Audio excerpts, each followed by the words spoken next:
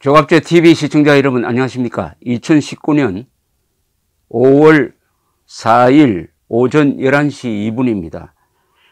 2시간 전에 북한 노동당 정권이 단거리 미사일 여러 발을 동해를 향해서 발사했습니다. 원산 부근에서 동해 쪽으로 발사했습니다. 여기 핵탄두를 실어가지고 서울로 발사했더라면은 저나 여러분들 중에 상당수는 이미 이 세상에서 존재하지 않게 되었을 것입니다. 어떤 점에서는 운이 좋습니다. 김정은이 아직 미치지 않았기 때문입니다. 이 보도를 접하면서 가장 먼저 머리에 떠오른 사람이 있었습니다. 문재인 대통령이죠. 어떤 답을 내어놓을지 한번 보겠습니다. 두 번째, 송영무 전 국방장관입니다.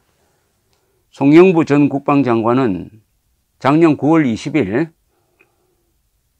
김정은과 함께 백두산에 올랐어요. 문재인 대통령을 소환을 해가지고 장군봉이라는, 이른바 이 장군봉도 이거 참 쓰지 않아야 될 이름인데, 장군봉, 이른바 장군봉에서 기념사진을 찍고 대화하는 내용이 언론에 소개되었습니다. 김영춘 해양수산부 장관이 김정은에게 이번에 서울 답방 오시면 한라산으로 모셔야 되겠다라고 말하면서 웃었습니다. 이에 송 장관이 말을 받아가지고, 송영무 장관입니다. 이 국방장관입니다. 통일부 장관이 아니에요. 뭐라고 했느냐? 한라산 정상에 헬기 패드를 만들겠다. 우리 해병대 1개 연대를 시켜서 만들도록 하겠다. 라고 말하면서 웃었다고 보도가 되었습니다. 한라산에 한 사람을 위해서, 그것도 해병대를 시켜서 헬리콥터 착륙장을 만들겠다고 한 사람입니다. 환경보호론자들이 들고 일어났어야 되는 것 아닙니까? 방공 인사들이 들고 일어나기 전에. 그리고 4월 27일 이른바 판문점 선언, 대한민국 해체죠. 그 안에 그대로 하면 대한민국 해체됩니다. 적화통일됩니다. 그날 만찬 자리에서 김정은이가 한 손으로 따라준 술잔을 두 손으로 받았던 사람이 누굽니까? 이런 장면도 기억이 납니다. 지난해 6월 초였어요. 싱가포르 회담 앞두고 아시아 안보회의가 열렸습니다. 여기서 송영무 국방장관이 아주 이례적으로 일본 방위상의 북한 비판을 비판했습니다. 우리의 우호국인 일본 방위상이 북한을 믿어서는 안 된다고 이야기하니까 그게 동조하지 않고 일본 방위상을 비판을 했습니다. 오노데라 이스노리 일본 방위상은 작년 6월 2일 기조연설을 통하여 북한은 과거에 긍정적인 태도를 보이다가 갑자기 무력 도발을 한 사례가 있다고 지적했습니다. 바로 이런 사태죠. 이런 걸 예언한 거죠. 그러니까 송 장관은 뭐라고 했느냐? 일본이 과거에 북한에 계속 속았다고 해서 미래에도 계속 속일 것이라고 생각하면 어떻게 북한과 협상하고 평화를 창출하겠느냐라고 반박을 했습니다. 그리고 오노데라 방위상이 약속 위반을 언급했지만 그것은 과거의 일이고 지도자가 바뀌었다. 그래서 지도자가 바뀌니까 김정은이가 핵을 포기를 했습니까? 김정은이가 핵을 포기하고 프로토늄, 우라늄 재처리 농축 이제 하지 않고 있습니까? 작년에 핵탄두 5개 이상 만든 거 송영무 장관이 알고도 이런 이야기 한 거 아닙니까? 알면서도 자신을 속인 게 아니라 국민을 속이고 세계를 속인 것 아닙니까? 오노데라 방위상의 이야기가 일일이 옳았습니다. 지난 25년 역사를 살펴보면은 북한이 굉장히 선제적이고 긍정적인 태도를 보이다가 갑자기 국제사회의 모든 평화 노력을 무시하고 무력 조치를 취한 바 있다. 바로 최근에 그런 조치를 취했잖아요. 맞잖아요. 그는 북한은 1994년 미북 기봇 합의서에 합의했음에도 계속 비밀리에 핵무기를 개발해왔고 2005년 육자회담 공동 합의서를 냈음에도 핵무기 실험을 했다. 단순히 대화에 나섰다고 해서 북한에 보상을 제공해서는 안 된다. 여기에 대해서 송영무 씨는 미래를 향한 길에서 약속을 보장하는 시각에서 지금 통 큰 결단을 하고 나오는 북한을 이해해 주기 바란다. 통 큰 결단을 하고 나오는 북한을 이해해 주기 바랍니다. 그럼 북한을 이해해 주기 위해서 우리는 핵 미사일 방어 훈련도 하지 않고 사드도 배치하지 않고 소면 맞겠습니다. 고분고분 쏴 주십시오. 맞겠습니다. 이런 거 이야기하는 거하고 뭐가 다릅니까? 북한을 주적으로 보지 않겠다고 결정한 사람이 누구죠? 또 이런 이야기를 했습니다. 싱가포르에서 송영무 장관은 북한 주민들이나 김정은도 현 체제를 그대로 유지하며 개혁 개방하면서 주민들 생활을 향상시키고 국제사회의 똑같은 일원으로 나아가겠다는데 우리는 초점을 두고 지원해 주어야지 그것에 대해 의문을 갖기 시작하면 앞으로 나가는데 어려울 것이다. 무조건 북한을 믿자. 도요토미 히데요시가 아니라 도쿠가와 이에야스가 이렇게 말했다고 전해지는 말이 있습니다. 적을 믿자고 하는 자는 삼족을 멸해야 한다.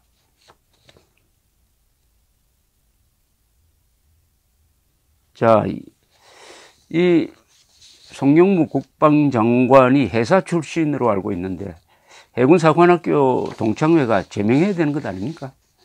성우에도 이런 사람 제명해야 되는 것 아닙니까? 국군의 수치잖아요. 국군의 배신자이지 않습니까? 국군의 배신자. 역대 국방장관 중에서 송영무처럼 이렇게 국가와 헌법과 국민과 국가를 해친 사람이 있었습니까? 그런데 퇴임했다고 해가지고 다 용서하고 동문이라고 해가지고 다 용서하면 됩니까? 자, 이것뿐이 아니죠. 송영무 씨가 정권 편에 서가지고 좌파 정권 편에 서가지고 국가, 국방, 헌법, 사실에 반하는 행동을 해가지고 헌법 제7조를 위반한 사람입니다. 모든 공무원은 국민 전체를 위한 봉사자이며 정치적으로 중립하여야 한다고 헌법 제7조는 규정하고 있는데 송영무 장관은 좌파 정권을 위한 봉사자로서 정치적 중립을 스스로 포기한 사람, 정권 편에 선 사람으로 역사에 기록되고 헌법 7조 위반입니다. 직권남용 등 검찰 공안부가 지금 박근혜 정부 사람들에게 적용한 그대로 적용하면은 송영무 장관은 지금 구속재판을 받고 있을 것입니다. 구속재판. 광주 사태 재조사위원회는 광주에 투입된 헬기가 민간인들에게 기총소사를 했다는 발표를 했어요. 그런데 조종사, 그 누구도 내가 쏘았다는 사람이 없고 맞았다는 사람도 없어요. 그러면 국방장관은 이 재조사위원회의 발표를 받아들일 수 없다. 우리가 직접 조사하겠다고 해야 되는데 그걸 그냥 그대로 받아가지고 이것을 추인하고 말므로써 지금 대한민국 국군은 국가기관에 의해서 송영무의 국방장관 시절의 국방부의 조치로 해서 양민들에게 기총소사를 한 학살 집단으로 규정되어 있습니다. 여기에 송영무 장관이 책임져야 합니다. 남북 군사 합의서는 더 말할 것도 없고 국군을 주적으로 북한군을 주적으로 보지 않는다. 북한군을 주적으로 한국 상황에서 북한군을 주적으로 보지 않는다면 대한민국을 주적으로 본다는 뜻이 그 안에 포함되어 있습니다. 북한군을 주적으로 보지 않으면요 자동적으로 대한민국을 주적으로 본다는 겁니다. 송영무 장관 책임져야 합니다.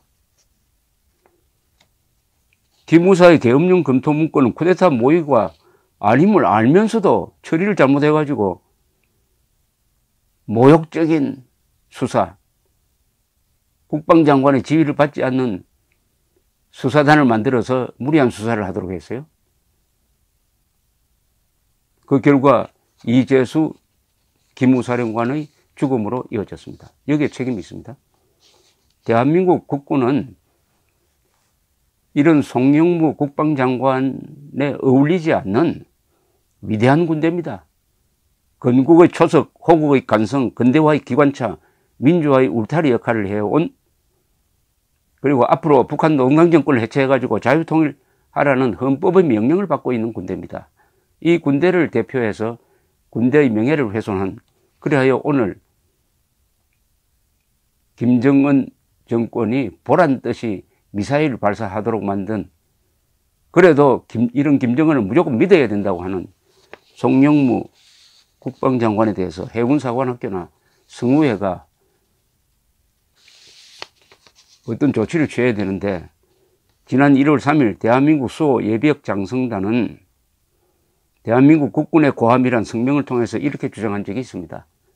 군 선배들은 군인 본분을 잊고 자리에 연연하는 자들을 후배로 받아들이지 않을 것이다. 이적이라고 그랬어요. 이적성 9.19 남북군사 분야 합의서에 서명한 송영무 전 국방부 장관은 국민 앞에 석고 대죄하라. 정경두 현 국방장관은 주요 지휘관 회의 때마다 군사 분야 합의의 성실한 이행과 전작권 전환을 서두르라는 지시를 내리고 있다. 국민과 군 선배들을 외면하고 오직 정치인들에게 아부하는 정 장관은 즉시 사퇴하고 사죄하라. 그 길만이 조국 대한민국 역사 속에서 영원한 죄인이 되지 않는 길이다. 더 이상 반역 행위를 반복하지 말고 헌법이 국군에게 부여한 명령에 따를 것을 충심으로 촉구한다. 반역자로 규정을 했습니다.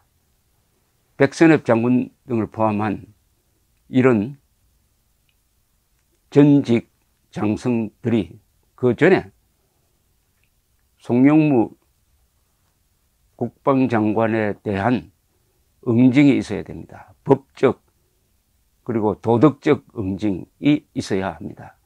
국가를 이렇게 해치고도 이 대한민국 하늘 안에서 떳떳하게 살도록 한다면은 대한민국이 떳떳하지 못한 존재라는 이야기가 되는 것입니다. 감사합니다.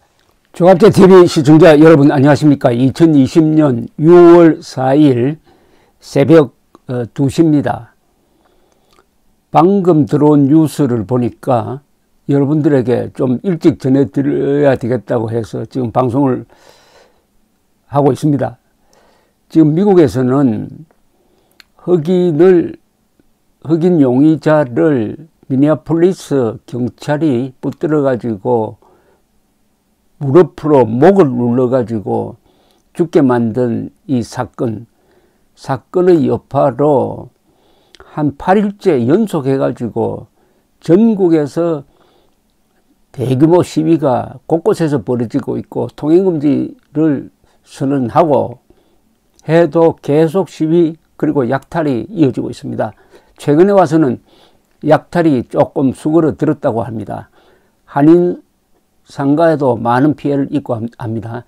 이런 가운데 이틀 전에 트럼프 대통령이 만약 주지사나 시장이 제대로 대처하지 않으면은 현역 군대를 투입을 하겠다. 그것의 법적 근거로서는 한 200년 전에 미국 초창기에 만들어졌던 이 반역 진압법, 인설렉션 액트라고 하는 반역 진압법을 발동시키겠다. 이렇게 선언을 했습니다. 공언을 했습니다. 그러니까 이 군에서 상당히 불안을 느꼈다고 합니다. 이것은 군을 잘못 사용하는 것이다. 경찰이 밀리면 그 다음에 주방위군이 있습니다. 주방위군이 출동하면 되는데 아직 그 정도는 아닌데 현역 군인을 동원한다 하면 어떻게 되느냐. 쉽게 말하면 한국처럼 공수부대를 12 진압에 투입했다가 광주 사태가 났듯이 군대는 적군과 싸우지 자국민과 대치하는 그런 역할을 하면 안 된다. 이런 불안감이 아주 조성되어 있었고, 그러니까 법무장관과 미국의 법무장관과 합참의장이 트럼프 대통령을 설득해가지고 군 투입 계획을 잠정적으로 취소시켰다는 이야기가 있었습니다. 그런데 방금 몇 시간 전에 이 마크 T. 에스퍼 국방장관이 기자 브리핑을 하면서 자신은 트럼프 대통령이 말한 바 시위를 진압하기 위한 군 투입에 반대한다. 그리고 그 반역자 진압법을 발동하는 것도 반대한다. 이렇게 명백하게 밝혔습니다. 그러면서 군대는 마지막 수단으로서 굉장히 사태가 엄중해가지고 마지막 수단으로서 시위 진압에 투입돼야 하는데 지금은 그 정도가 아니라고 생각한다. 이렇게 이야기해 버리고 말았습니다. 아주 트럼프 대통령에게 정면으로 도전한 겁니다. 사소한 사안도 아니고 트럼프 대통령이 지금 이 시위 진압에 신경이 곤두서 있습니다. 시위 진압을 굉장히 독려하고 있습니다. 이것은 선거 전략과도 맞는데 지금 흑인이 그러니까 짓눌려 죽고 하니까 이게 흑백 대결 비슷하게 갑니다. 그런데 트럼프 대통령은 엄중한 수사를 지시하는 것보다는 그렇게나 폭력적이지는 않는데 하여튼 왜냐하면은 아직도 시위로 인한 사망자가 나오지 않았습니다. 더구나 미국 사람들이 다 집에 총 한 자루 이상은 가지고 있다는 걸 생각한다면은 그렇게 폭력적이는 않습니다. 다만 상가를 약탈하고 하는 것은 있습니다. 그런데 트럼프 대통령이 비례관계에도 맞지 않게 현역 군대를 투입을 하겠다고 하니까 군에서 이렇게 하면 안 된다고 기자들에게 계속 정보를 흘려가지고 군에서는 반대한다는 식의 정보를 흘리다가 이제는 국방장관이 정면으로 나와가지고 군 투입은 안 된다라고 선언을 했습니다. 트럼프 대통령이 매우 화가 나 있을 것으로 보입니다. 매우 정면 도전이니까요. 이건 아마 에스퍼 장관이 사표를 딱 써가지고 발언한 것으로 보입니다. 이 정도의 정면 도전은 사실 얼굴에 침을 뱉는 거하고 마찬가지거든요. 어쨌든 에스퍼의 이 용기라고 할까요? 미국 군이 정치에 휘말리지 않으려고 하는 그 노력을 보여주고, 더구나 이런 국방장관이 있으니까 군이 안심하고 본연의 임무에 충실할 수 있다 하는 그 부러움도 생깁니다. 누가 봐도 맞죠?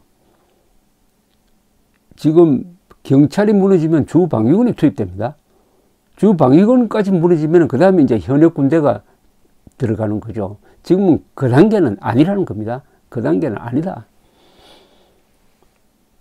제가 멀리서 봐서도 그 단계는 아닌 것 같습니다. 그런데 이게 군대를 시위 진압에 투입하는 것은 매우 위험합니다. 우리 광주 사태의 교훈이 그겁니다.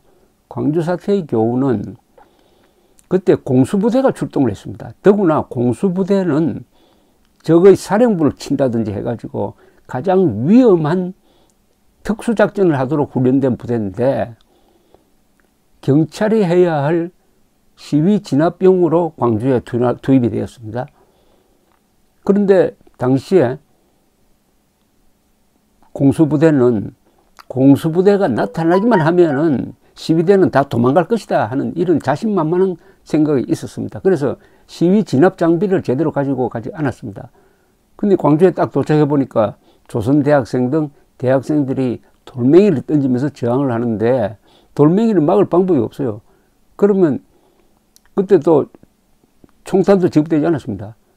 유일하게 자기를 지킬 수 있는 방법은 시위대로 돌입해가지고 몇 사람 붙들면은 그게 본때를 보여주는 식으로 가지고 간 물풀에 나무 몽둥이로 때리는 것이었습니다.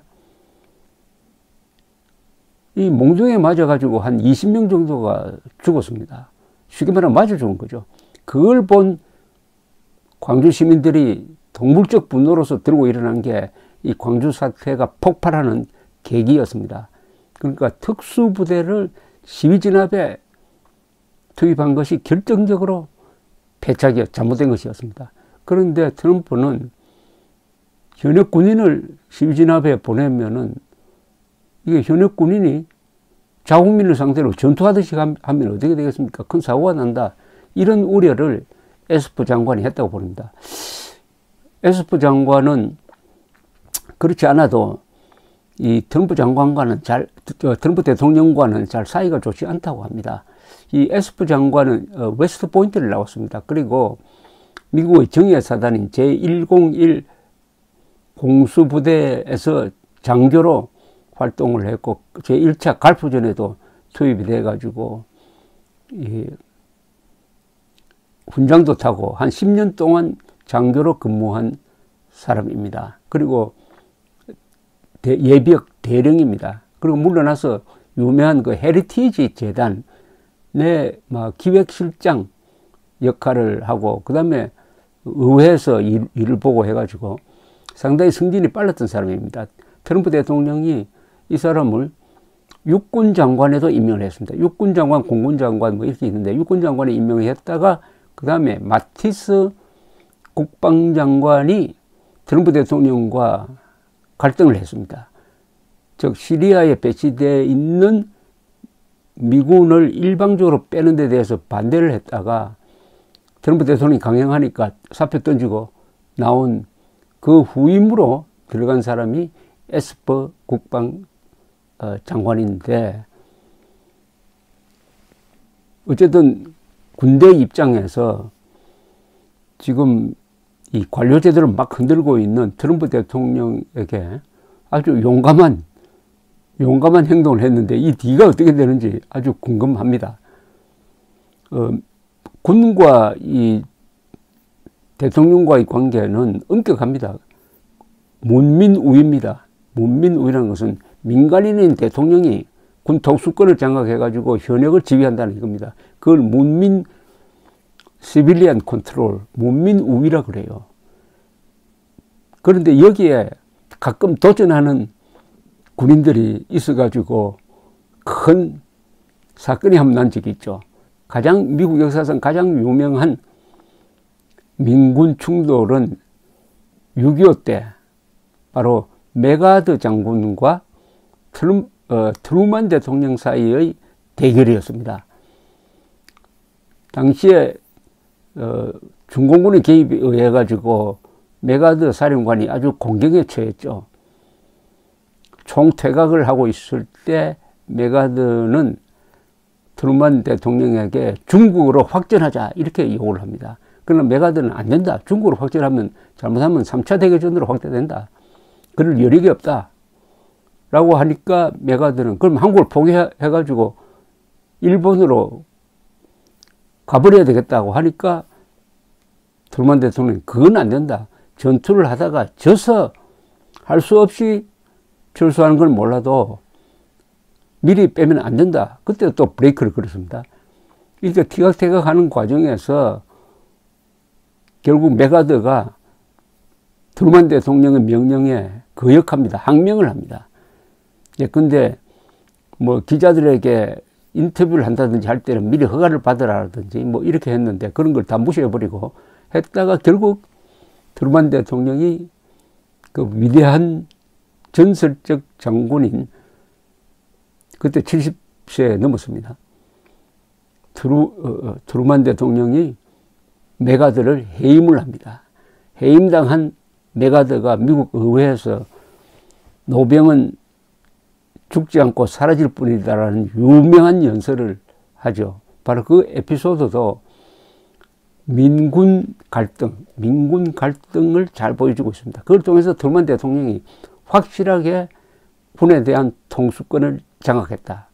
그러나 이번 트럼프처럼 군대의 고유 영역 고유 기능을 무시한 동원에 대해서는 국방장관이 딱 브레이크를 걸고 나왔습니다. 이걸 보면 미국은 아무리 막강한 대통령이라도 친위 쿠데타는 안 되겠구나 하는 것을 알 수가 있습니다.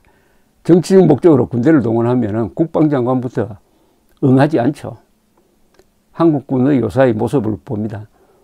특히 송영무 국방장관, 요새 정경도 국방장관이 군의 질서와 명예와 관례를 지키지 못하고 있습니다. 더구나 북한 노동당 정권에 굴종하는 모습을 보여주고 있습니다. 문재인 대통령이 김정은에게 굽히고 들어가니까 국군도 북한군 앞에서 작아지는 이런 아주 이상한 모습을 보여주고 있습니다. 그래서 에스퍼 국방장관의 단호한 국군 미군이죠. 미군 보호 자세가 아주 부럽습니다. 감사합니다.